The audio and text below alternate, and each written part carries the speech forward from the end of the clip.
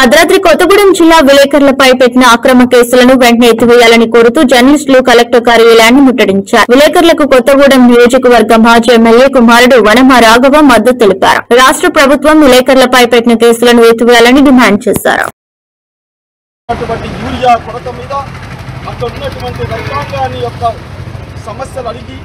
మరి ప్రభుత్వం దృష్టికి తీసుకురావాలని చెప్పేసి ఆయన ప్రయత్నం చేస్తూ ఉంటే ఈ రోజున రాష్ట్రంలో ఉన్నటువంటి రేవంత్ రెడ్డి గారు ప్రభుత్వం మరి వారిని అణచివేసేటువంటి విధానాన్ని చూస్తూ ఉంటే చాలా తలదించుకోవాల్సినటువంటి అవసరం ఇవాళ వస్తూ ఉంది. అలా మేము పూర్తిగా ఖండిస్తూ ఉన్నాం.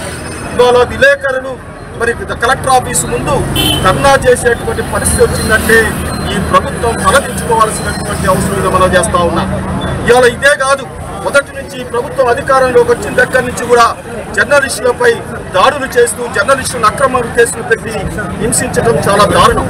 ఇవాళ సాంబశివరావు మీద కానీ నాగరాజు గారి మీద అత్యంతమైనటువంటి పెద్ద కేసులు పెట్టి జైలుకి పంపించి వారి కుటుంబాలని మరి చిత్రహింసలు పెట్టడం అనేది మేము తీవ్రంగా టీఆర్ఎస్ పార్టీ తరఫున ఖండిస్తా ఉన్నాం. ఈ రోజున మీకు తెలుసు, ఆ రోజున ప్రభుత్వం అధికారంలోకి వచ్చేటప్పుడు రేవంత్ రెడ్డి గారు కాంగ్రెస్ పార్టీ ప్రభుత్వం అధికారంలోకి వచ్చినప్పుడు జర్నలిస్టుల సమస్యను పరిష్కరిస్తాం, జర్నలిస్టులకు రాష్ట్రంలో మరి స్థలాలు ఇస్తాం, వాళ్ళ సమస్యను పరిష్కరిస్తామని చెప్పి హామీ ఇచ్చి జర్నలిస్టుల యొక్క మద్దతును కూడగొట్టుకొని అధికారంలోకి వచ్చిన తర్వాత జర్నలిస్టుల సమస్యను గాలి కొట్టేసి వారిపైనే అక్రమ కేసులు వాళ్ళ సమస్యను పరిష్కరించే ఒక పక్క కాకుండా వారిపై మరి అక్రమ కేసులు పెట్టి జైల్లో పంపించడం చాలా సిగ్గుచేటని మనం చేస్తా ఉన్నాం.